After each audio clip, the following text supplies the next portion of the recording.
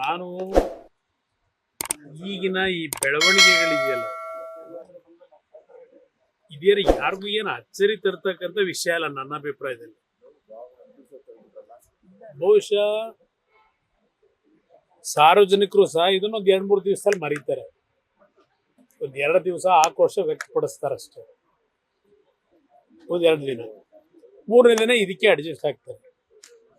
ಏಕೆಂದ್ರೆ ಹಿಂದಿನ ಹಲವಾರು ಸಂದರ್ಭದಲ್ಲಿ ನೋಡಿದೀವಿ.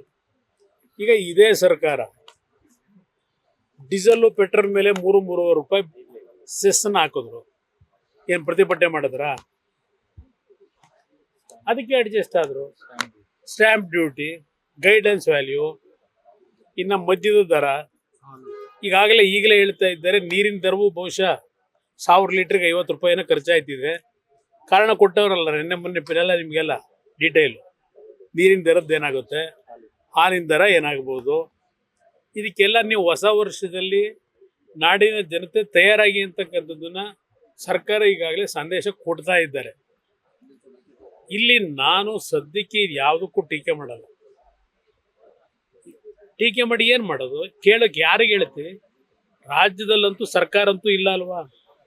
ಸರ್ಕಾರ ಇದೆ ಅಂತ ನಿಮ್ಗೆ ಏನಾದ್ರು ಅನ್ಸುತ್ತಾ? ಸ್ವೇಚ್ಛಾಚಾರವಾಗಿ ನಡೀತಾ ಇದೆ. ಹೇಳೋರು ಕೇಳೋರು ಯಾರು ಇಲ್ಲ.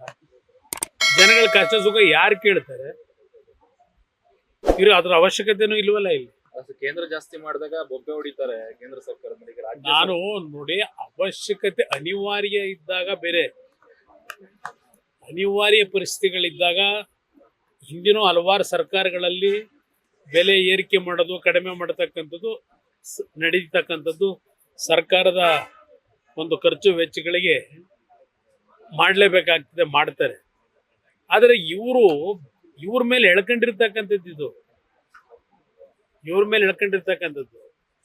ಇವತ್ತು KEB ಏನಾಗುತ್ತೆ ನೋಡೋಣ, ಪವರ್ ಸೆಕ್ಟರ್ನಲ್ಲಿ ಮುಂದೆ ಏನಾಗುತ್ತೆ ನೋಡೋಣಂತೆ. ಯುವಕರ ಉದ್ಯೋಗ ಎಂಥದ್ದು ಇವನಿದೆ, ಅದೆಷ್ಟು ಜನಕ್ಕೆ ಕೊಡ್ತಾವ್ರೀಗ ದುಡ್ಡು?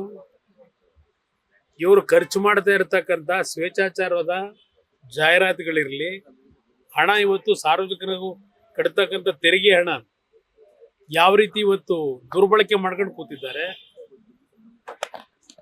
ಇದೆಲ್ಲ ಜನ ತಿಳುವಳಿಕೆ ಮೂಡದೇ ಇದ್ರೆ ಯಾರೇನ್ ಮಾಡಕ್ಕಾಗತ್ತೆ? ಅದು ಸಂಶಯನೇ ಇಲ್ಲ. ಇದು ಸರ್ಕಾರ ಬಂದ್ ದಿವಸದಿಂದಲೇ ನಡೀತಾ ಇರೋದಲ್ವೇ ಇದು? ನಾನು ಬಹಳ ವಿಷಯಗಳನ್ನ ಮಾತಾಡೋದಿದೆ. ಸ್ವಲ್ಪ ಇನ್ನೂ 1 ವಾರ 10 ದಿವಸ ಕಳೀಲಿ, ಸಂಕ್ರಾಂತಿ ಆಗಲಿ, ನಂತರ ನಾನು ನಿಮ್ಗೆಲ್ಲ ರಾಜ್ಯದಲ್ಲಿ ನಡೀತಿರ್ತಕ್ಕಂಥ ಈ ಆಡಳಿತ ಎಲ್ಲಾದರೂ ಒಂದು ಕಾನೂನು ವ್ಯವಸ್ಥೆಗಳೇನಾಗಿದೆ, ಎಲ್ಲಿಗೆ ಬಂದಿದ್ದೀರಿ ಕಾನೂನು ವ್ಯವಸ್ಥೆನಲ್ಲಿ? ಲೇಟೆಸ್ಟ್ ಹಾಗೂ ಇಂಟ್ರೆಸ್ಟಿಂಗ್ ಸುದ್ದಿಗಳಿಗಾಗಿ ಬಾಸ್ ಟಿವಿ ಕನ್ನಡ ಚಾನೆಲ್ನ ಸಬ್ಸ್ಕ್ರೈಬ್ ಮಾಡಿ. ಹಾಗೆಯೇ ಬೆಲ್ ಐಕಾನ್ ಪ್ರೆಸ್ ಮಾಡಿ. ಇದರ ಜೊತೆಗೆ ಫೇಸ್ಬುಕ್, ಇನ್ಸ್ಟಾಗ್ರಾಮ್, ಎಕ್ಸ್ನಲ್ಲೂ ಮಿಸ್ ಮಾಡದೆ ಫಾಲೋ ಮಾಡಿ.